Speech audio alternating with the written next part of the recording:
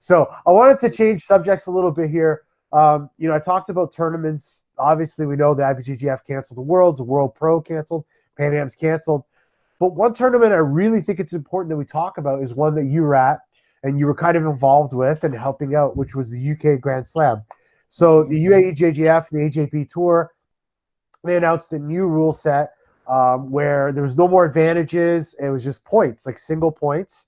And I believe it's shorter time limits unless it's the finals. And the reason they were saying is to encourage more action in the matches. Personally, I like it. You know, I saw a couple of the matches. I think it's great. I love experimenting with new rule sets, but I don't think like you need to have 25 different rule sets because it confuses the shit out of everyone. I really think the more simple, the better. But I also think that it is necessary. Just like our technique of jiu-jitsu needs to evolve, sometimes the rule sets need to evolve too. I'm a fan of the shorter time limits when it's a tournament myself. I don't mind longer time limits if it's like a super fight, like a sub only. But tell me, Braulio, you're involved with the event. I want to hear your perspective on what you thought the rule set was, how the event was. You know, for those who have no idea how the UK Grand Slam was, and the new rules of the AJPTour, give us your opinion because you're the only, you know, you've done it, ADCC, you've done IBJJF, you've done everything, World Pro, you've done it all. If anyone's going to have a really good, educated championship mindset and honest opinion, it's you. So here's your time. Right. So, Ricardo, what I think is this: us as a fighter, okay, we train jiu-jitsu. Period. That's what we train. We train jiu-jitsu, and jiu-jitsu, it is about how can I control my opponent? How can I submit my opponent without really hurting him? If I don't, as in control, right? Using the techniques and stuff. And the main goal of jiu-jitsu is the submission, right? And there are many different tournaments with different rule sets. I don't believe that exists or there will be the perfect rule set. No, because it's very difficult, you know. Because really, in what jiu-jitsu is based on is a self-defense between two people, and that is who is gonna, you know, soon death or life or death. You know what? How much can you survive? That's what comes down to, right? So in the real life, there won't be no referees to say stop, stand up, second round. Doesn't exist. Okay. Yeah. So this is the base of what jiu-jitsu came from. Then of course there was made rules to be able to represent the attacks in the dominant position, so we can instigate and motivate the opponent to get to the positions. And then later, as always, if you spend too much time doing one certain rule, people will master it and make strategies and gonna train hard towards a specific way of fighting. And you that's how we say, don't blame the fighter, blame the rules, right? So in judo, they do this a lot to become much more competitive. As you see, sometimes Japan is winning, sometimes the Russians are winning, sometimes the Americans are winning, sometimes the Brazilians are winning, and they do shift and change rules very often so people cannot master it for too long, the same rule, okay? Because it can be very predictable.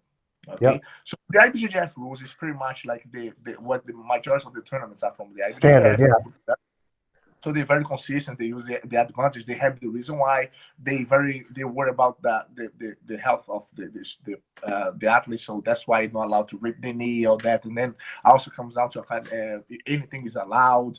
And that's all about what you want to whoever the promoters are doing. As an athlete, I am very for as many different rule sets that exist.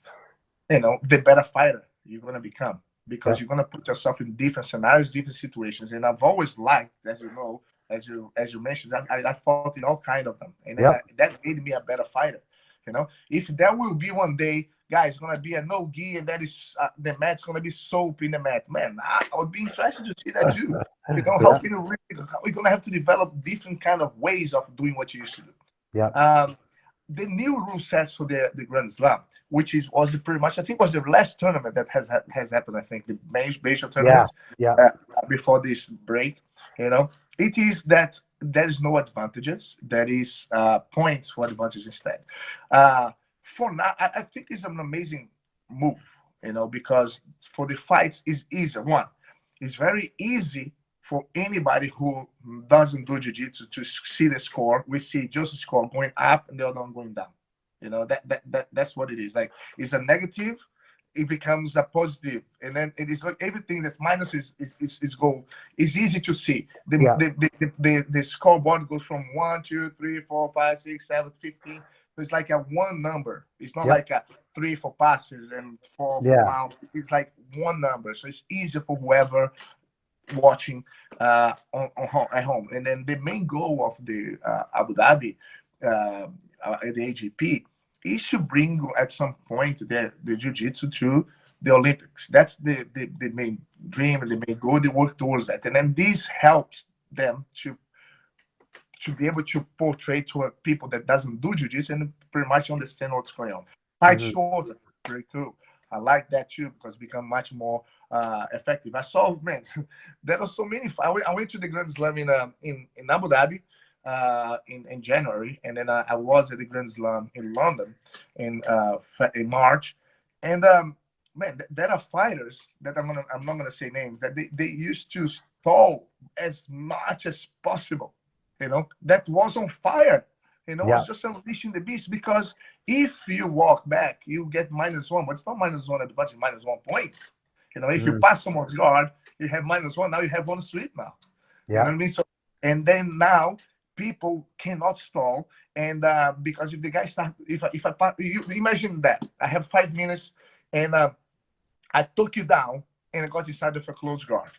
Well, if you have 2 minutes of the fight, man, the guy has to sweep me to be able to score a point. I'm inside the close guard, man. I'm gonna stay there. Boom, boom, boom, boom. It's very hard for the guy to sweep me in 2 points. In 2 minutes, really, if you don't want to get swept.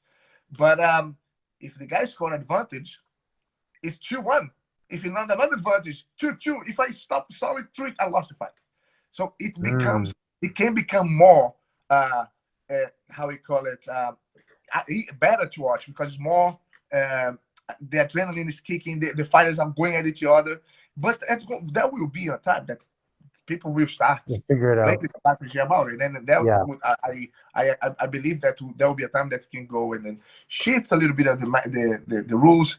If you keep things the same, people adapt to get good at it, and if you shift again, it's going to have to adapt, so the fights becomes more interesting to see. At the moment, because everyone has a very good mindset of fighting the advantages, because people fight in ABJJF all the time, and that's an advantage point and all that, and they are with that mentality. When adds the point, the advantage being points, they still fighting like this way. It becomes more, oh my god, but then there will be a time that people are gonna pull guard, start choking 1 point, stall 1 point. You know what I mean? Using the advantages as being the main source of points.